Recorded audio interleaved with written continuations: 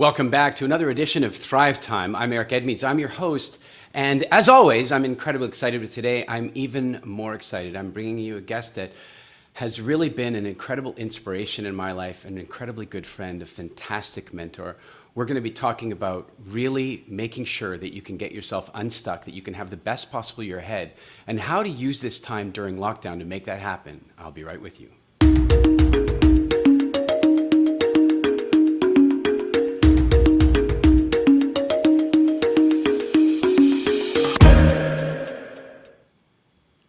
All right, so welcome back. Our guest today is a person who there's the official biography and all that kind of stuff, but what I want to say to you is that one of the greatest compliments I ever heard when I first started getting into speaking was what somebody said to me, that they felt like I was very much the same person on stage or on camera as I was in real life. And I don't know that there's that many people that are really like that, but our guest today is definitely one of those people. He's been an incredible mentor to me, an incredibly good friend.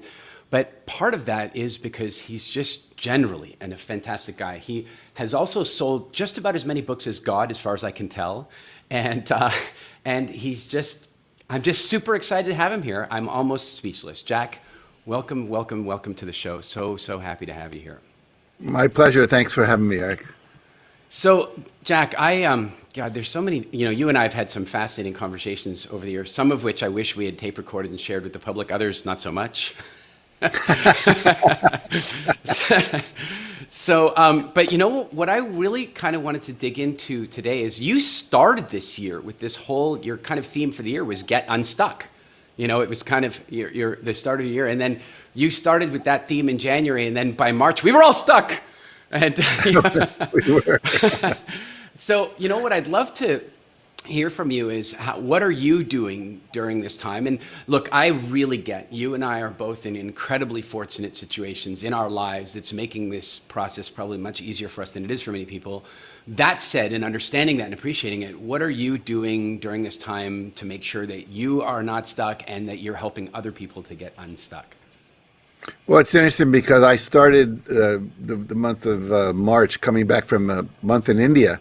I'd gone over to Mumbai to an Ayurvedic clinic where my wife Inga and I were working on just longevity. Changed my diet to a plant-based diet over that course of the month. We did a lot of detoxing, lost a lot of weight, learned a lot of things from a master his master lived to be 114 years old, and his master before that 124. And one of the things he said that was really interesting was that success is knowing what you want, knowing how to get it, and enjoying it once you have it. And I think you and I have, are successful based on that definition.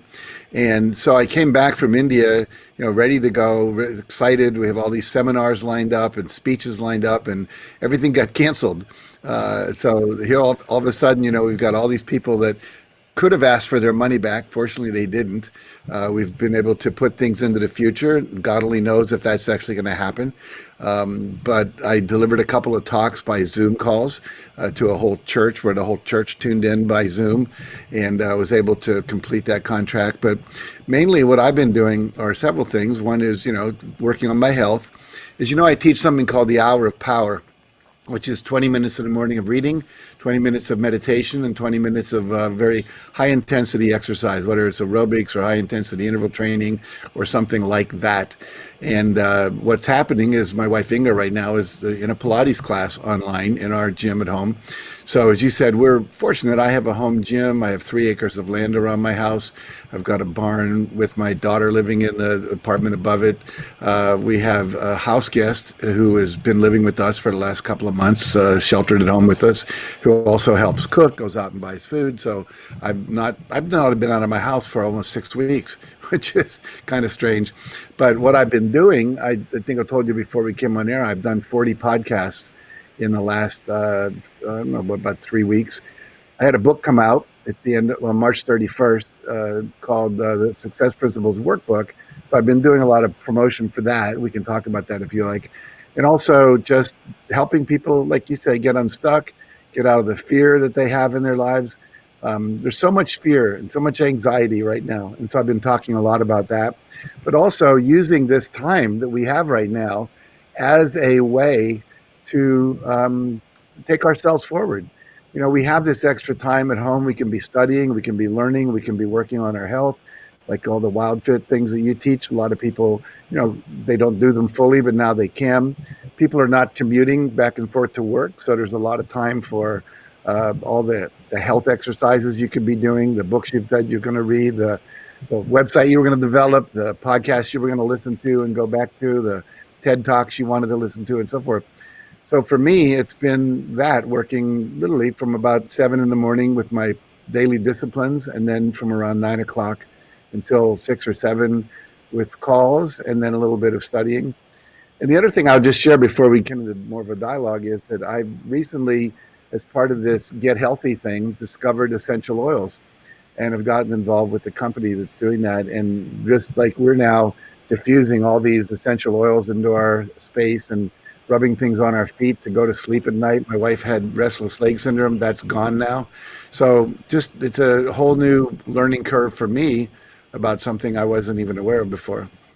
Do you know, one of our very first Thrive Time episodes, and I'm trying to think who the guest was right now, but was an essential oils specialist, and it was one of the early calls. And I actually, I'm a big fan myself. I've got diffusers in the bedroom and in the living room, and I have oils that I like to do at night, like lavender and stuff that makes I haven't tried feet. I'm going to go with the feet next. I'll try that. But yeah, it is. This is a good time for that stuff. It's definitely de-stressing. Well, let's talk about thieves for a moment, which is really interesting because where that came from, it's a combination of cloves and other kinds of herbs. And it found out during the original plague, which was like, I think in the 1500s, there were certain people that never got sick. And so the king said, go find out who these are. And they were thieves that were sneaking into people's houses because they were sick and stealing their stuff. But they themselves never got the plague. And they found out that they were all from the East, where they had all these spices that they would eat in their food, and those spices actually had antiviral qualities that were keeping them healthy. So it's fascinating. It's really fascinating. I'll need to check more into that. That's maybe not so much a theme for today, but I'm all over that. Like I just even shared. I hate to repeat it because I just said it on an episode this morning, but I am a big believer that COVID-19 is a wimp ass. It's a virus that's dangerous in a population that's weak. I agree with that. Yeah, and I agree. It's not a popular thing to say sometimes, but it is what it is.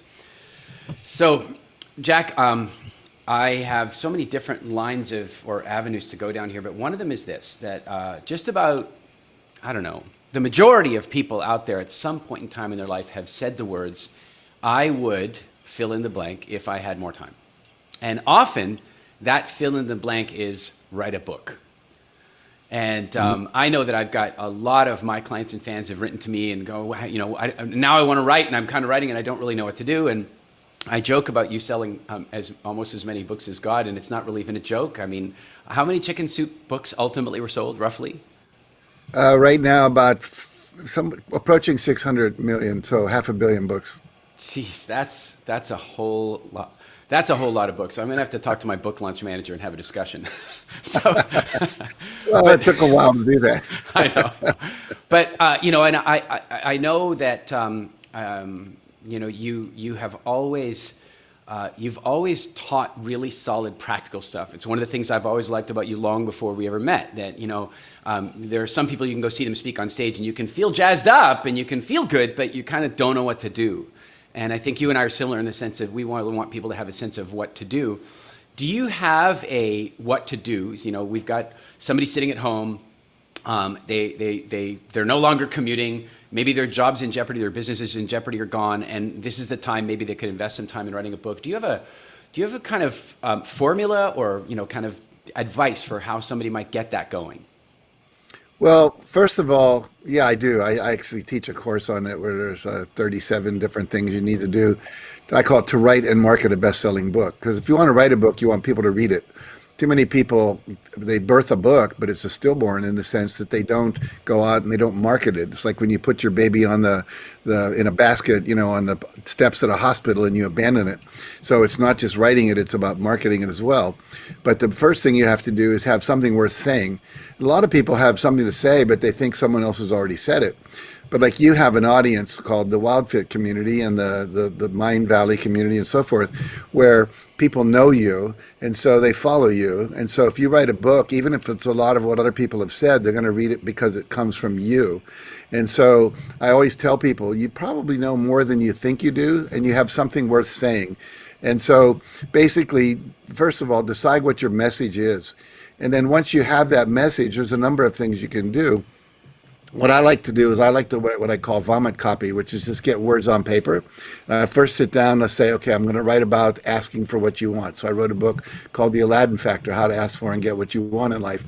And so it's a book on asking, overcoming fear of rejection. How do you ask? Who do you ask? When do you ask? Can you ask repeatedly, etc.?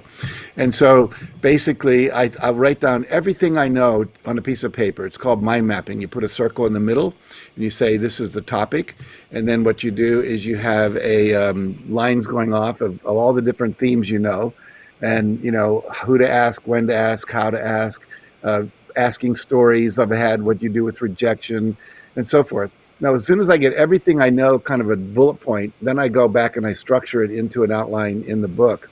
And then I go in, and now I have a skeleton. Now I can begin to put meat on the bones, as it were.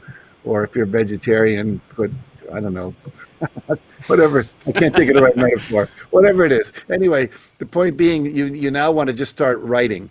And the key is when you're writing, do not edit while you write. Do your editing later. When I did Chicken Soup for the Soul, I made a commitment to write 2 stories a week for 1 year. That's why the book has 101 stories in it. It's about a year's worth of writing. And I would write one Monday through Wednesday, and I would put it aside. I'd write another one and work on it, Thursday through Saturday. And then I wouldn't touch those for a week. The next week I'd start 2 more, but I'd come back on the weekend and edit the 2 I wrote the week before that. Because if you try to edit as you go, it tends to slow you down. You get into critical thinking and so forth.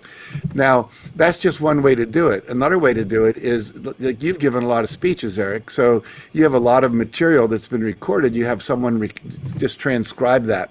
So, for example, there are services like Rev, R-E-V, which you can send transcriptions to, and they send it right back really quickly. There's something called Otter, which actually will transcribe as you write. Most of us in our Macs and things like that, we have things that will type as we speak, so you can do it that way. You can have someone interview you, and basically, like, a lot of times we don't know what we know, and so if you have someone interview and ask you a lot of clarifying questions, you can get words on paper that way as well. Once you have that, then you can start to go back and edit. You and I both know a woman named Lynn Twist. Lynn Twist is the head of the Pachamama Alliance, which is protecting the rainforest and bringing the indigenous wisdom of the rainforest to the northern hemisphere. And really, really powerful woman. And she has some of the best stories I've ever heard. And I said, Lynn, you have to write a book. You've got amazing stories. She said, Jack, I'm not a writer and I don't have time. And I said, well, I have an idea. Come to my house for 2 days. I'll invite 10 or 12 of my friends to sit in my living room. You sit on a bar stool up front. We'll record it on video. We'll record it on audio. So maybe even have a video product out of this. But at the very least, every day we'll record all your stories. Then we'll send off what we've recorded to Rev. Rev, within 24 hours, sends back a transcription. And so she recorded for 2 days, just told stories off the cuff. And 2 days later, after that, we had about 400 pages of manuscript that would easily be edited into a book. So there's a lot of ways to get that original content. And then what you want to do is this is the really critical part. One of the principles I teach is the power of feedback. And most people don't ask for feedback because they're afraid of what they're going to hear.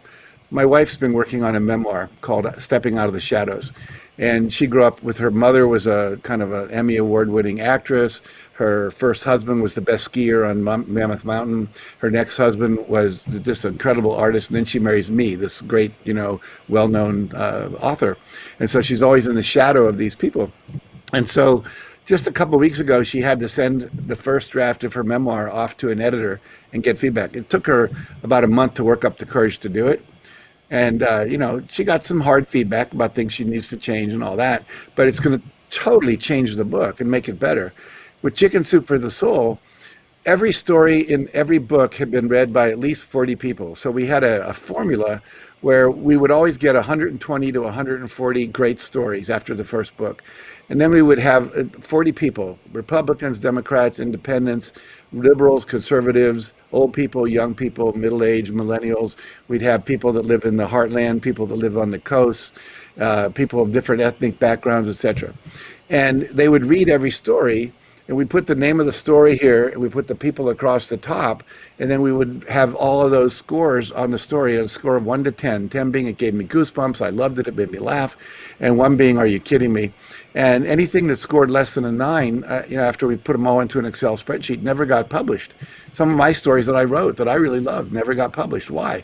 Because I might have liked it, but if the public didn't like it, who's we're trying to, make sure that they get entertained and uplifted and inspired, it's not going to work.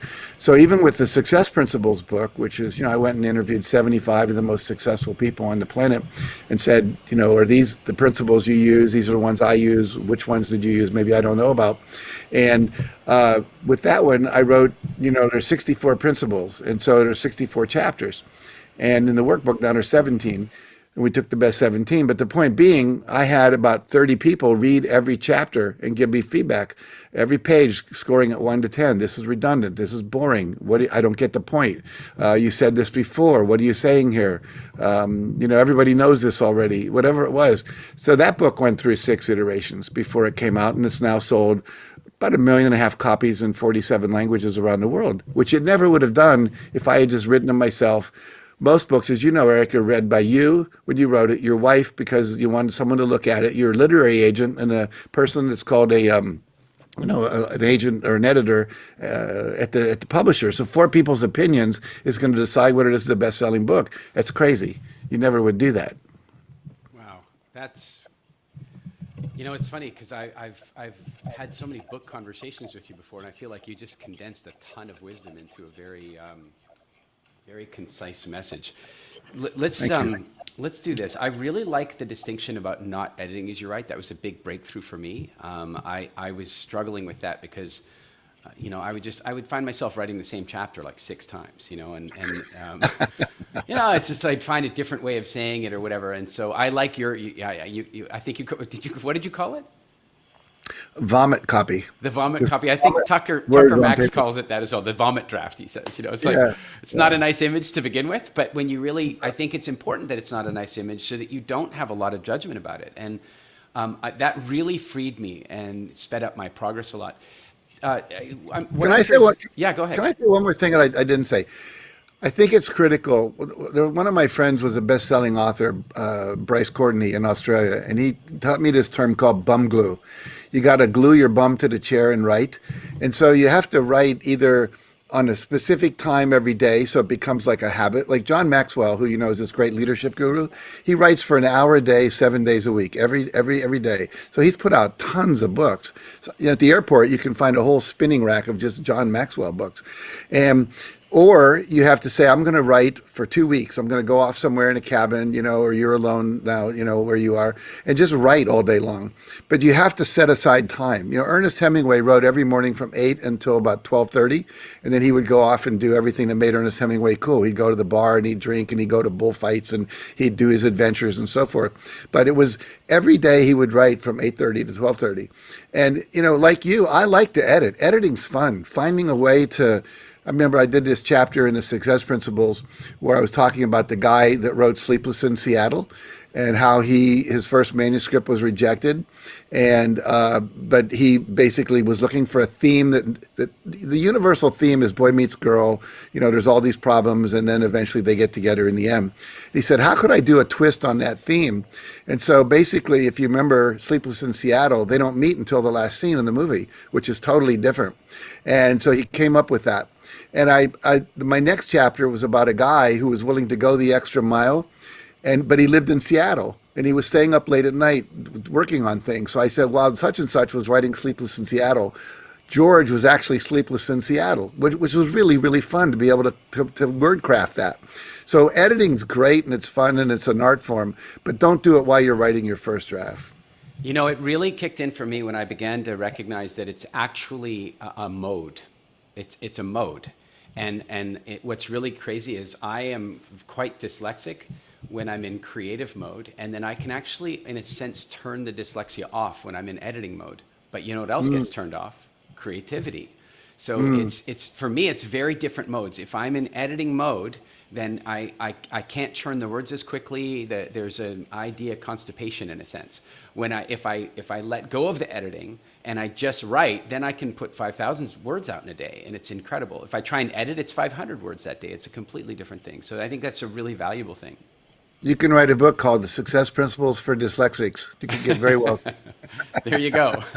Is there already a chicken soup for dyslexics? And actually, based on your comment earlier, I need to know, was there ever a chicken soup for the soul for the vegetarian soul?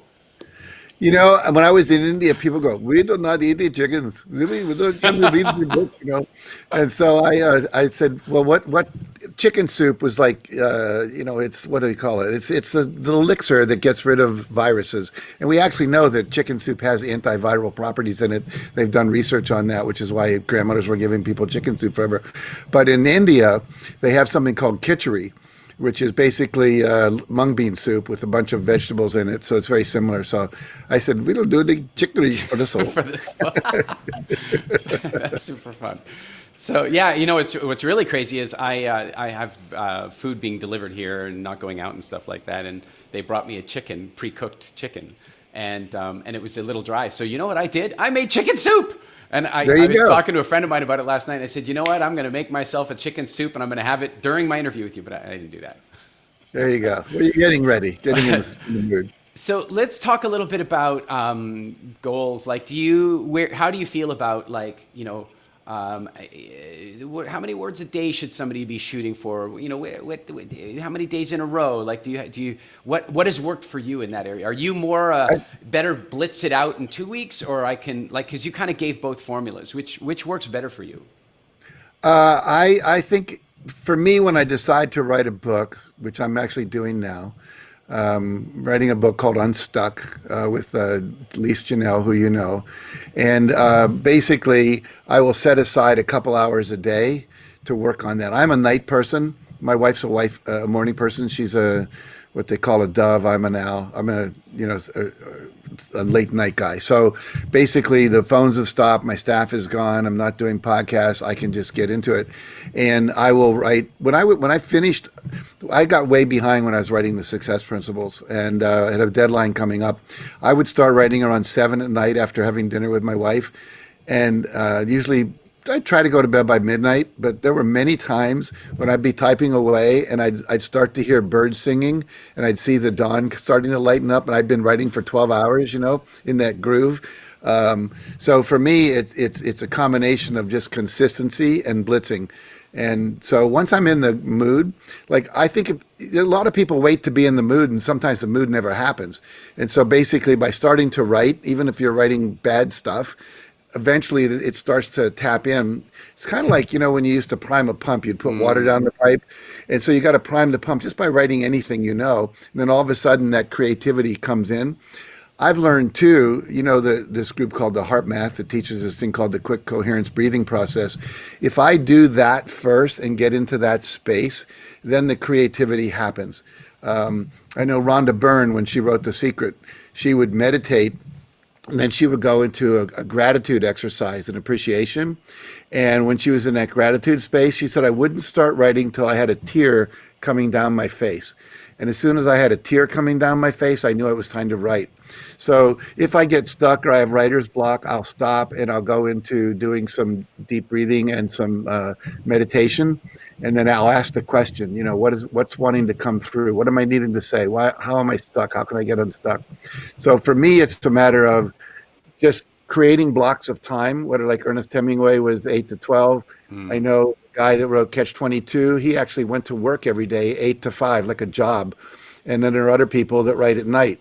There's another woman I know that has written 11 novels, and she writes, she puts her kids to bed, and she writes all night, like I was talking about. She'll wake up, you know, they wake up around 7. She gets them ready for school. They go to school, and she goes to sleep, takes a big long nap until 3 when they come home. Then she's a mother to them until they go to bed, and then she writes all night because no one's disturbing her. So you have to find your time. Yeah. There are other people that will just go off for, you know, a week somewhere and just pump out that book that they've been thinking about for a long time. So it doesn't matter. What I say to people normally is don't worry about the time, don't worry about how many pages you produce. How much time do you sit in front of the computer and actually type or dictate or whatever you're going to do? If you write 5 pages a day, if you write for a couple hours a day, you're going to get at least 5 pages or 250 words, whatever it is, 250 words a page. But if you write 5 pages a day, at the end of a year, 365 days, you've written over 1,500 pages. You've probably written 3 books, you know. So I really like that. It's also, it kind of fits into the, like, let the words come out as vomit draft and get them out. And one of the things that I've done when I've really needed to be disciplined is I just say, I have to write something. I don't care what it is. I got to write it. I don't care if I throw it away. I just got to write it. And I like, we sing about priming the pump. The metaphor I often use for is almost like siphoning, and for people who I know we have a lot of viewers from around the world, so siphon's not a super common. Siphoning is the way you used to get gas out of your father's car. It's like the tube is in the car, but the thing is that first mouthful is awful. And, yes. And sometimes that's how the writing is. It is for me. And one of the things I got from Tucker Max was he really taught me to reduce the number of words I expected from myself in a given day. Because yes. I can write 5,000 words a day, I would beat myself up if I wrote 2. And he says, no, just commit to 250 words a day. Just commit to 250 words a day. And what's crazy? You almost never only write 250 words because those first 250 words are the yucky sip from the siphoning. And once you've got past that, you may as well keep going. That was really valuable to me. So it's just a matter of getting started, getting started. Yeah. All right, let's move on from book writing. I think there are a lot of people with questions about that. But what I'm curious about is, you're one of the, I don't know how to put it, one of the pillars, one of the fathers of, one of the original sort of inspirational, motivational, empowering people to live better lives kind of people, and so here we are, for as many years as you have spent on the planet, nothing like this has ever happened. I really believe that what we're facing right now, the last time something was this impactful to the entire planet was World War II. I mean, this is not something we've all faced before. Talk to me a little bit about your ideas for managing state of mind, because it strikes me that right now, if we allow ourselves to get into fear and vigilance, then we're going to become much more pessimistic and negative, and we really need to stay on track. So, what are some of your hacks for getting the focus right, getting the state of mind in the right place? Well, the first thing is to realize that fear is self-created. That we create a fear by imagining something in the future that hasn't happened yet. You've seen the acronym FEAR: fantasized experiences appearing real, future experiences appearing real. Then I like fear, forget everything and run. It's like a lot of different acronyms. But the idea being that I am scaring myself by imagining something that hasn't happened yet. So we all have the ability to imagine the future. If there was a snake right now in your office, Eric, and it was like slithering toward you, and you were afraid, right now as a snake slithering toward you, nothing bad is happening. It's only if you imagine it biting you, which hasn't happened yet, that fear occurs. And so what happens is a lot of people are having thoughts that create fear. Almost all emotions are preceded by a thought.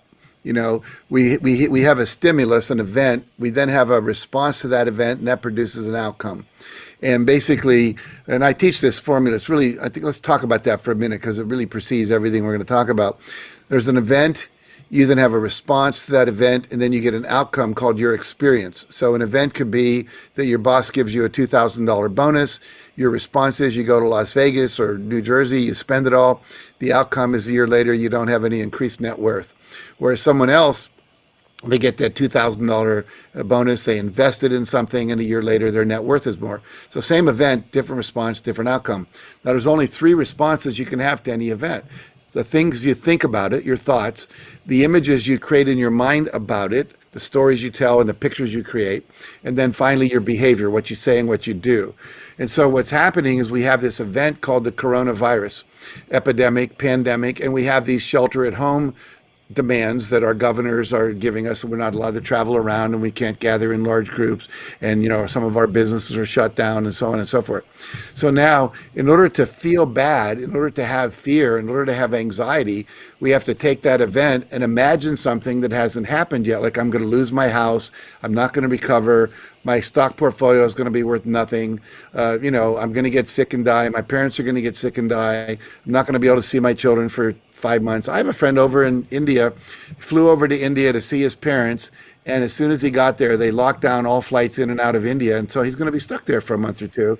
That's an event, but how he experiences that event is up to him. If he's there every day going, this sucks, I should be at home, this should have never happened, then he's going to feel bad. If instead he says, what I always say, no matter what happens, is what's the opportunity that this is, then you can start having a different experience. Napoleon Hill said, every adversity, every heartache, every struggle has a seed of an equal or greater benefit in it.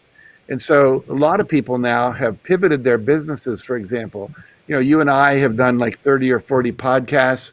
I'm now creating an online program I've been threatening to create for 3 years, never got around to it. It's actually going to be better than most of the live programs we do, because it's going to be 12 months with an hour and a half of instruction every month, an hour and a half of an expert call.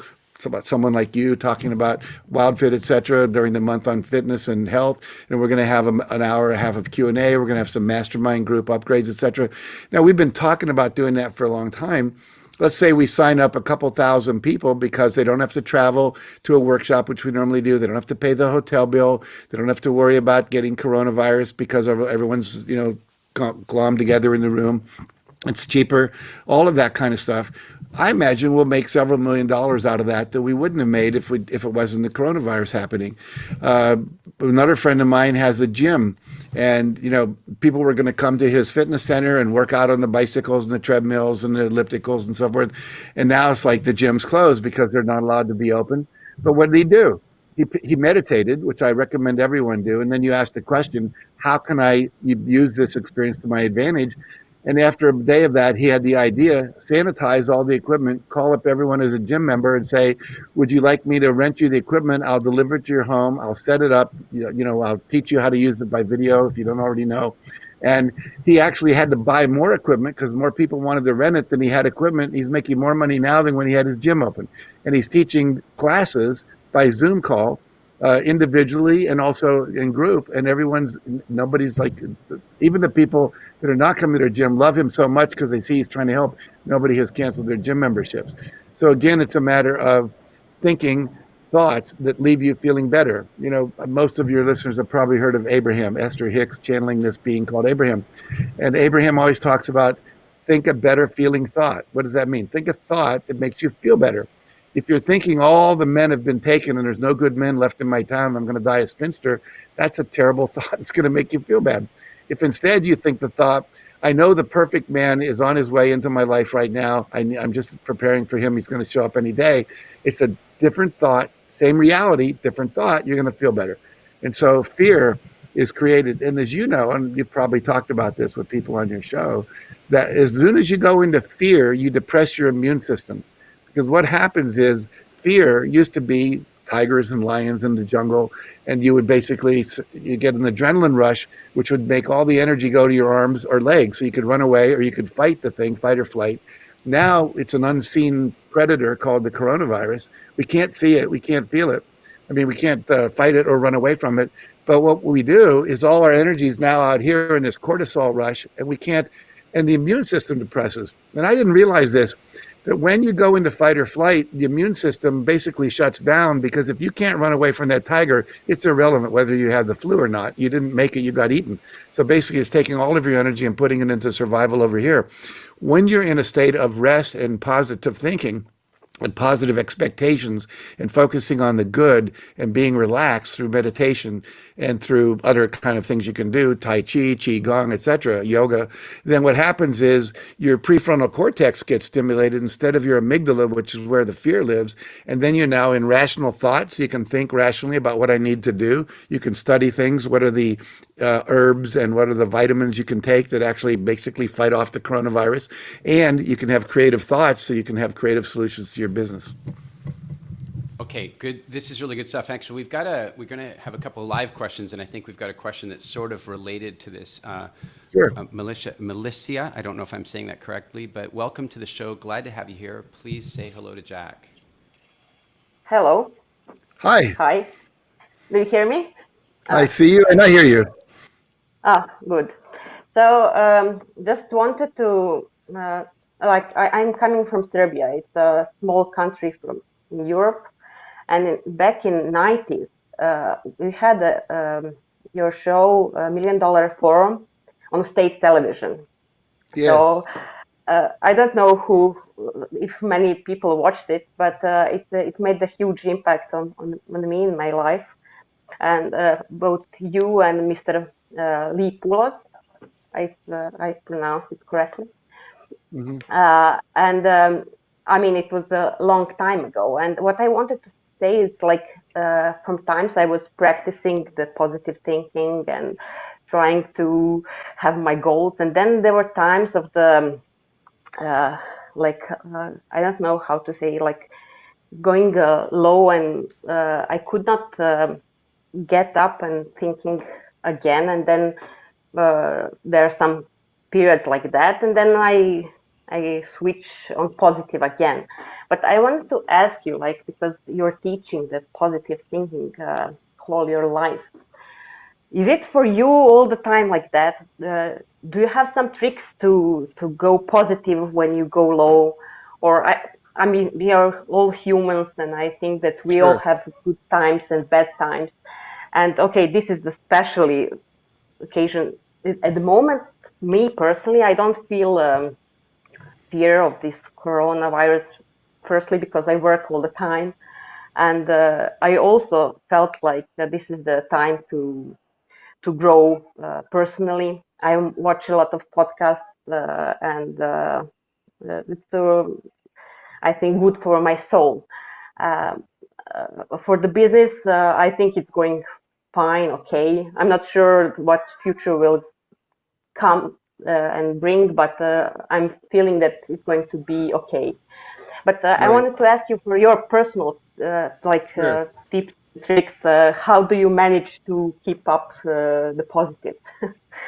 Well, part of it is you have to surround yourself with positive, meaning like most of my friends are positive people. And so, Jim Rohn famously said, you're the average of the five people you spend the most time with. So you want to try to find other people in your life that are positive. I watch positive videos. I watch TED Talks, TEDx Talks, YouTube videos of all the famous speakers out there, Tony Robbins and Brian Tracy and Eric Edmeades, people like that, so that I'm surrounded. I'm creating an environment, an intellectual context. I can listen to CDs and download MP3s. I listen to positive music. I have playlists with songs that have positive lyrics for waking up in the morning, for more mellow positive, more energetic positive. When I'm running on my treadmill or on my elliptical, I'm listening to positive lyrics rather than watching negative news. And also reading. You can read for 20 minutes a day, read something uplifting, so that even though you might be getting into a space of thinking negative thoughts, you have the ability to surround yourself. So the key is what I would call daily disciplines. If you are, well, I said earlier, if you meditate for 20 minutes a day, if you do affirmations and repeat your affirmations for a few minutes a day, if you have a gratitude practice and you focus on what you're grateful for, even in the midst of being locked down, I mean, here you're alive, you have food, you said you have a job. You have probably friends you can talk to. If not, if you're sequestered like we are, there's FaceTime, there's Zoom calls, there's Skype calls, there's WhatsApp where you can communicate with people. So I think it's critical that you build in time every day, whether it's even 10 minutes in the morning, whatever, where you surround yourself in positivity. For years, monks in their monasteries would read something spiritual, whether it was a quote from the Bible or the Quran or the Bhagavad Gita or some other spiritual text, to keep their mind focused on the positive. So you've got a lot of resources around you that you need to utilize in a disciplined way, so that every morning at 7 o'clock or 6:30. Now, I'll share an interesting statistic too that I just found out, and you probably don't know this, Melissa, and maybe you don't know either, Eric, is that I wrote the foreword for 2 books this year. One was called The Billionaire Secret, where my friend Raphael Badziag, he interviewed 21 billionaires looking for what was the common secrets they had. And then a friend of mine, Andres Pirro, wrote a book called Homeless to Billionaire. He was homeless when he was 19 in Thailand, and now he's a multi-billionaire real estate developer at 35. So in 15 years, he went from homeless to billionaire. And one thing I found that was common to all these billionaires was they all get up before 5:30 in the morning, from whether they're 30 years old or 81 years old.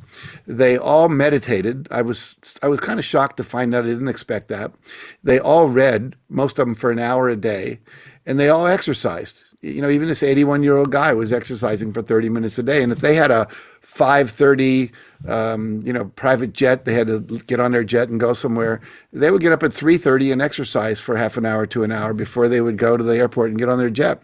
It was like a non-negotiable behavior, just like drinking your Alka-Geyser is if you're part of the WildFit community. That should be a non-negotiable thing you do.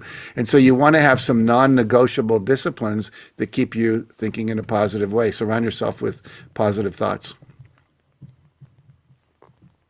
We've also got Harry here. Thank you very much, Milica. We've got Harry here coming in, and he's got a question largely about like, how do you direct your focus on what actions to take? Harry, jump on and say hi to Jack.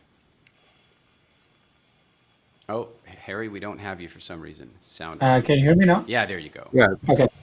Hi. It's been very interesting to listen to it, but for me, that regarding to being unstuck, and because my work hasn't changed regarding the current situation, I'm just working from home.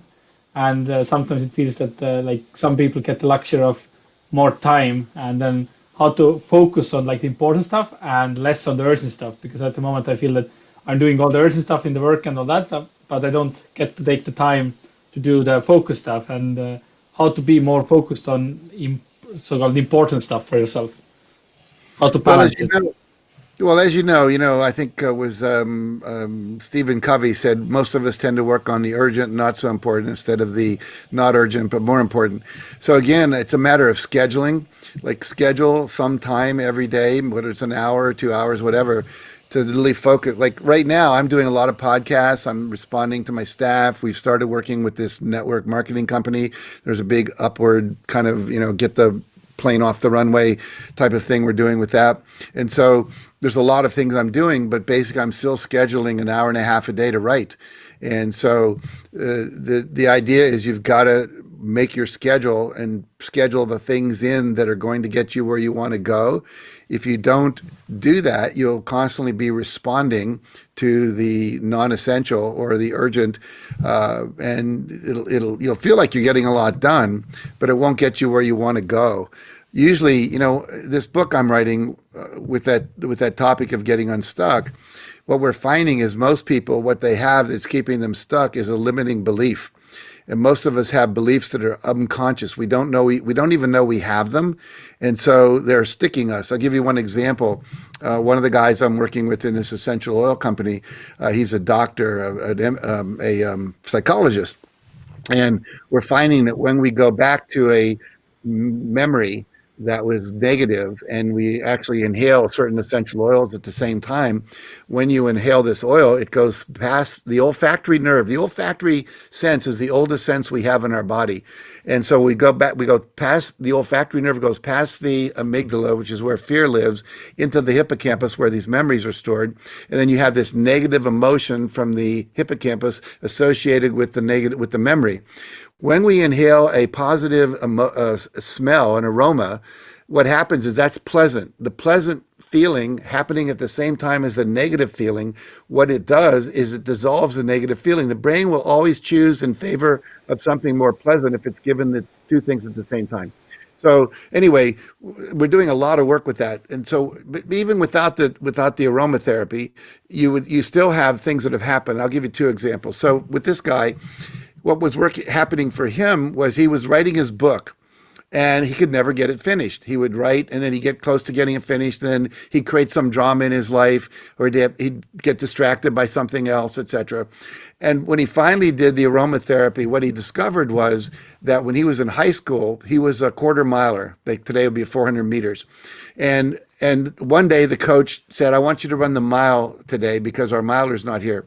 And for 3/4 of that mile, he was doing very well. In the last quarter, because he hadn't trained for the mile, his legs gave out. And I used to run track. I know what that feels like. All of a sudden, you just can't move your legs. They're like dish rags. And no matter how hard you try, you just can't keep going. And so he felt like he'd failed. He couldn't finish. And he decided at that time, with a strong emotional component, because whenever you have an experience with a strong emotion, you remember it. Everyone remembers where they were on 9/11. Everyone remembers where they were when they started realizing they're going to be locked down. Everyone remembers the day you watched your dog get hit by a car, let's say, because there was so much emotion.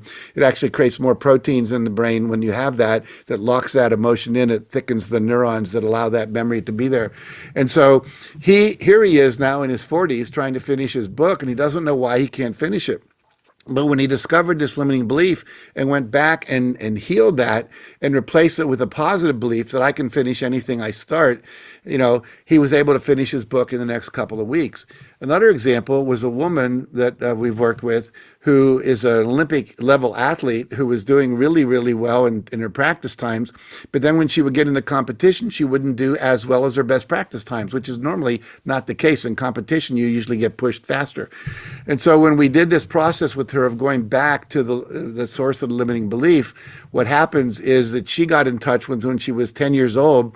She was bringing home medals and trophies and ribbons, and her mother would always hide them, whereas her friends would always be displayed on their bookcases and on their bulletin boards. And she said to her mom, "Mom, how come you never display my medals and my trophies?" And she said, "Every time you bring one home, it makes your brother feel bad," her younger brother. "And so I don't want your brother to feel bad." So she decided at a young age, when I win, it makes people I love and care about feel bad. And so she doesn't want to make people she loves and feels bad, cares about, feel bad. But it's subconscious. She doesn't even know it. So some kind of belief work. I can't do that exercise online. It takes too long. But if you go to jackcanfield.com and just get on my mailing list, about every 3 months, I go online, and for about 1,000 people, I take people through this process for free. And basically, we did that in January. I did 3 of them, 3 weeks apart, and we had about 4,000 people eliminate limiting beliefs that were sticking them just from that 1 hour call. That's really good stuff, Jack. Thanks so much. And Harry, thanks so much for the great question. Limiting beliefs is always a fascinating conversation to have. And I think that when we're under pressure like we are at the moment, that's when they really start to surface. It's like... Right. They get triggered. Yeah, very much. How about this? We've had, we had our very good and mutual friend John Gray on the show talking about relationships. We've had Bruce Music and Amber Trueblood. Because one of the things I spotted early on in China with what was going on was the divorce rate suddenly started going up, in China. Yes. And so I'm curious, what are some of your tips? You and Inga have an incredibly passionate and amazing relationship, and you guys seem to navigate the ups and downs like pros. What are your tips for marriage under lockdown? Well, I'll tell you 2 things. Sometimes it's marriage, and sometimes it's marriage with kids at home. It gets even more challenging. I saw a meme the other day. It said, "Started homeschooling today. 2 kids already suspended for fighting, and 1 teacher fired for drinking on the job." So we know that marital violence is up. We know that domestic violence has increased. The consumption of alcohol has gone up. There are many liquor stores in some states where they've wiped out the stores. So people are numbing out their discomfort, if you will, instead of negotiating it. But I think some tips for people. Number one, John Gray 101, men need to listen more. We tend to want to jump in and solve the problem for the women. So I think that's really important. If you've not read the book, The Five Love Languages, I would encourage everyone to do that right now. It is in the top 100 on Amazon.com, which means a lot of people are definitely thinking they need to know it. My wife's love language is quality time. Mine's nurturing touch. So we want to make sure that I listen to her and spend quality time with her. And I need to know that I'm going to get massages and sex and, intimacy and nurturing touch. I think another thing that we do that's critical is we talked about feedback earlier, about feedback in your book, but feedback in the relationship. Now, most people don't ask for feedback because they're afraid of what they're going to hear. However, one of the rituals we have is every Sunday night when I'm home, and often we'll do it by phone if I'm on the road, I ask the question, on a scale of 1 to 10, how would you rate the quality of our relationship this week? Anything less than a 10 gets a follow-up question. The question is, what would it take to make it a 10? So it might be, clean up after yourself. As I get older, sometimes I forget to flush the toilet, which is terrible. She doesn't want to discover that, in the middle of the day. So I actually have a little sign now that says flush. Terrible to have to admit that on air, but that's the case. There's other things I do that she doesn't like. Sometimes I get out of bed after her and I don't kind of make the bed. So, but one day I got a 4, Eric. I said, what would it take to make it a 10? She said, don't interrupt me when I'm telling a joke because you think you can tell it better, which I can, but I realize it's a terrible marital experience. Don't do that. She also said, I know it's my job to get my grandson up in the morning when he's visiting. Your job is to put him to bed. I don't care if it's Monday Night Football or the NBA playoffs. And then she said, have you ever heard of foreplay? I said, yes, of course. She said, well, you might want to revisit that idea. And it was her way of telling me sex had become a little mechanical.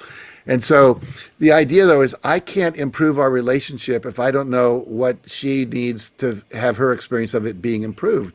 And so that question of, on a scale of 1 to 10, now you can use this with your clients, you can use it with your children. On a scale of 1 to 10, what's your experience of me being a dad this week, And, they might say lighten up, whatever. But that follow-up question, what would it take to make it a 10? That's where the value is. I think the other thing for me is just being more sensitive to, we're going to bump up against each other. We're spending more time. I saw a cartoon the other day. It showed a cat. And he said, I don't know why my servants are spending more time at home every day now, but I don't like it. And so obviously the cat normally gets fed and then they go to work. The cat gets to be alone. Dogs everywhere. Love the lockdown. Cats, not so much. Yeah, exactly. Well, I saw one with a dog. The dog was way up on a counter, like above where the dishes are. And he says, I'm not coming down. I'm not going for one more walk so you can get out of the house, But the idea being that we are bumping up against each other more. And I think the other thing that we found useful, especially with 3 people now, is creating a schedule. So we know when we're cooking, we know when we're eating. Everyone has their tasks. We know who's responsible for what. I think that's an important thing to do as well. And I think authenticity. A lot of us try to be perfect.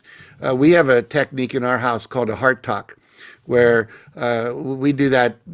If we're upset with each other, we do it. And also we do it as a ritual basis. When I had kids, we would do it in a group of like 4 or 5 around the dinner table.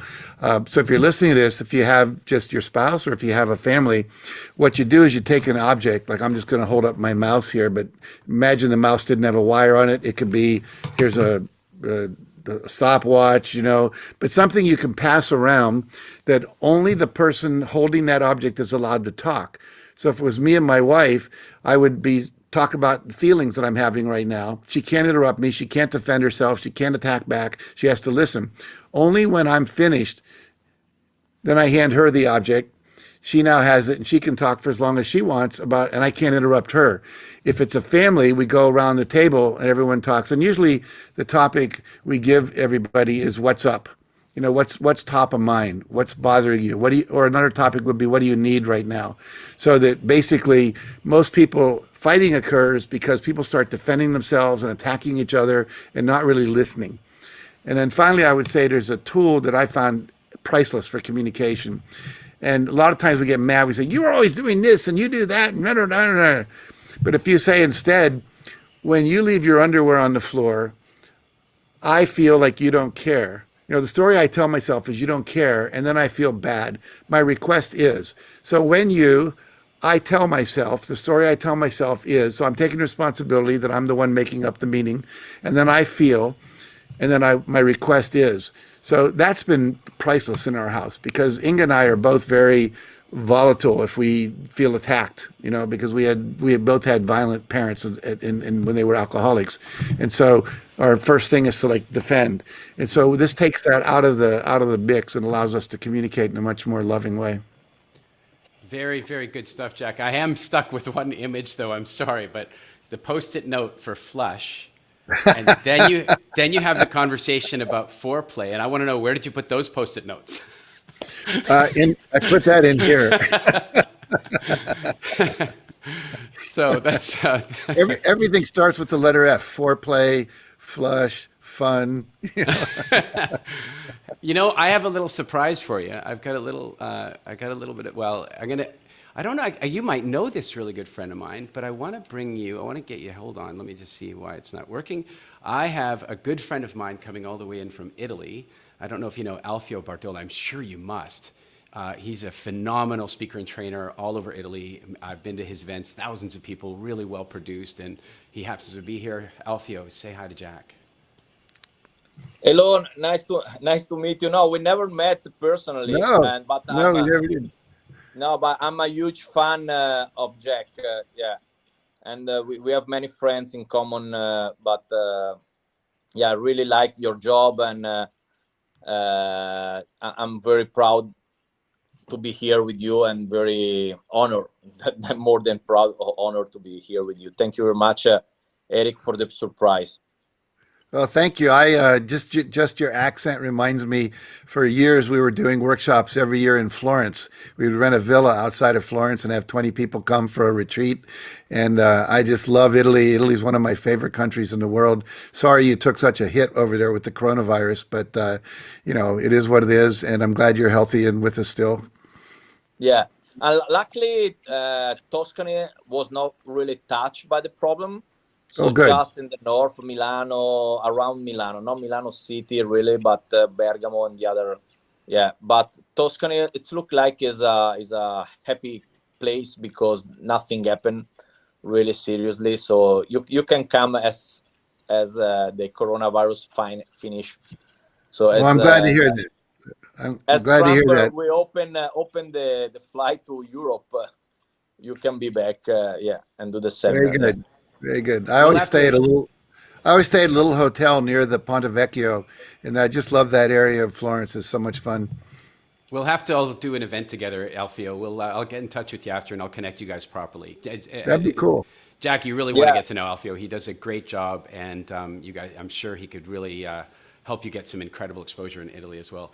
Alfio, thanks for stopping in on the show. Super nice to see you. I like the lockdown version of Alfio. You look rugged. You look tough and rugged. I like it. See you again soon. Thank you very much. Bye-bye. All right. Now, Jack, remember that show? What's that show? This Is Your Life? Yes. This Is Your Life, right? So we're going to have like I have a very special guest for you now that I want to bring into the show, and he's going to say hello coming up right now. Oh, hi. Hi. Hey, am I on TV? Yeah, you are. Oh, hi, my name's Kyle. I'm a life coach, and I am now talking to people in this crisis because I'm used to living at home all the time. I'm glad to see you there. Looks like your mustache could use a little trimming. Oh yeah, I can't go out for haircuts anymore. So I know, me too. I'm so glad to see you again. I was invited to TLC that one time. I wasn't invited back. I don't know why. Hey, how about we have a bit of a reveal here?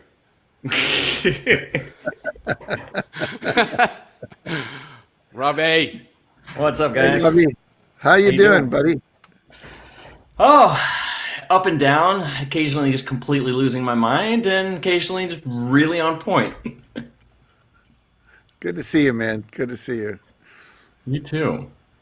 Well, there it is, guys. I just wanted to, kind of wrap up the show with a little fun variety. Robbie, so good to see you. You are definitely. If I thought Alfio was looking rugged, you are rocking the rugged over there. You know that the inability to go out, like you've got it backwards. Most of us can't get a haircut, but we can still shave. You got it mixed up. You still got the haircut going on. But I was watching Anderson Cooper the other day. He tried to cut his own hair, and he just did a terrible, terrible job of it. It was so bad. I've been thinking about calling the guy that cuts my hair and having him come to my backyard, put an extension cord out there for his hair dryer. We'll both wear masks. My hair is starting to get really long. It's been like about 9 weeks since I've had a haircut. Yeah, there used to be first world problems, and now there's Yeah. first world in pandemic problems. I can't get a haircut, Yeah. It's Robbie, called problems rich people have. Like I couldn't get a freaking haircut. Big deal.